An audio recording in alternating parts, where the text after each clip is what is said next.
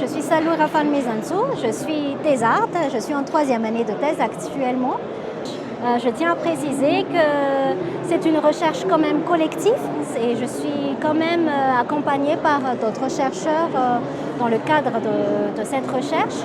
Il y a par exemple Perrine Burnotte qui est ma directrice de thèse et Emmanuel Bouquet qui est ma co-directrice de thèse.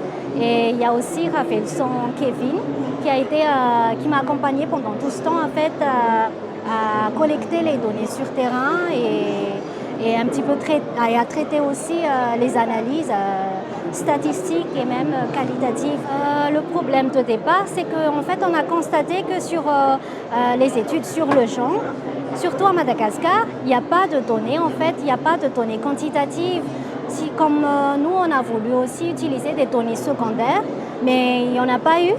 Et aussi parce qu'on dit souvent, comme l'idée reçue ici, que ce sont les femmes qui ont moins de terres que les hommes, les femmes ont moins de droits que les hommes, alors que derrière, on ne savait pas en fait vraiment ce qui était derrière ces chiffres-là. Et après, on s'est rendu compte, quand on a fait un petit peu de revue bibliographique, que les femmes, en fait, les études étaient plus à l'échelle de ménages, donc ils ont surtout des données des femmes chefs de ménage, mais pas en fait des femmes en tant que telles. Et on a vu aussi qu'en fait on considérait en fait les femmes comme un groupe homogène. Lorsqu'on dit les femmes, mais en fait derrière ces femmes il y a quand même des catégories.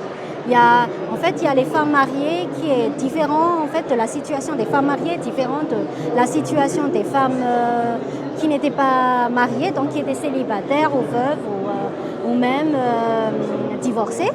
Et aussi qu'en fait la situation d'une mère n'était pas pareille que la situation d'une épouse ou à la situation d'une femme en tant que fille lorsqu'elle va hériter par exemple de parcelles, si on compare avec ceux de ses frères. Par rapport aux premiers résultats, en fait, on n'a pas abouti en fait sur nos analyses, mais quand même les principaux points clés des résultats, c'est que premièrement, en fait, le nord-ouest de Madagascar, c'est pas pareil que dans les autres régions de Madagascar. Les femmes ont plus en fait plus d'accès à la terre que dans d'autres régions. Elles possèdent quand même des terres si on compare avec d'autres régions de Madagascar. Mais même si elles possèdent des terres, on voit quand même une inégalité si on compare leur situation avec les hommes de cette région. Donc. Et le second résultat aussi, c'est que si on regarde la sécurisation foncière, on a vu en fait à travers de nos recherches et surtout en fait les résultats quantitatifs que les femmes sur leurs propres parcelles, donc les parcelles qu'elles détiennent individuellement ou même les parcelles qu'elles détiennent avec leurs frères, elles arrivent à sécuriser ces parcelles-là. Elles arrivent à faire les démarches de sécurisation, à avoir des certificats fonciers au nom d'elles-mêmes ou même au nom de consorts en fait sur ces parcelles-là. Mais par contre, sur les parcelles qu'elles détiennent en couple, c'est surtout au nom de leur mari. Et ça devient problématique après lorsqu'il y a un divorce ou des cas de veuvage. Après, les deux se battent et c'est toujours la femme qui a moins que les hommes. Bon, il y a quand même différents contextes qui expliquent ça.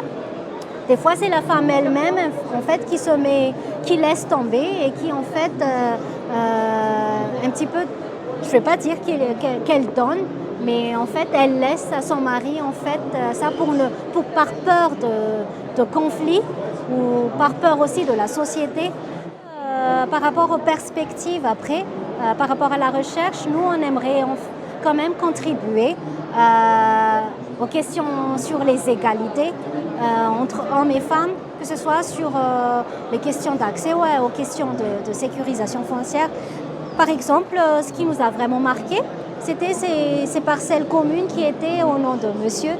Donc on se dit que sur les programmes de certification ou le programme de sécurisation, il y a encore beaucoup de travail à faire. Donc peut-être que en fait, cette recherche-là va appuyer en fait le débat et le plaidoyer avec les projets, les programmes de développement pour qu'ils regardent un peu plus en fait sur la manière dont ils sensibilisent ou la manière dont ils font les démarches de sécurisation et qu'ils regardent un peu plus sur ces parcelles du couple qui représentent quand même environ même plus de la moitié de la parcelle du ménage. Et d'autre part aussi sur les questions de législation, parce que c'est vrai que sur la législation malgache, il y a quand même une égalité entre les hommes et les femmes, que ce soit sur la succession, sur les régimes matrimoniaux ou même sur le foncier. Mais dans l'application de ces lois, ça pose vraiment question parce que malgré qu'on dit que les femmes héritent, qu'il y a une égalité, lorsqu'on regarde en fait les pratiques et vraiment la situation des femmes, lorsqu'on compare avec les hommes, on voit qu'il y a quand même des lacunes, qu'il faut quand même chercher en fait peut-être des mesures d'accompagnement, je ne sais pas, ou peut-être aussi des sensibilisations ou des informations aussi ou vulgarisation des textes et regarder de plus près aussi les règles locales pour les adapter après sur ces projets de loi qui se font de plus en plus. Là, il y a les réformes et tout ça, donc c'est le moment de toucher peut-être à ces textes et voir de plus près.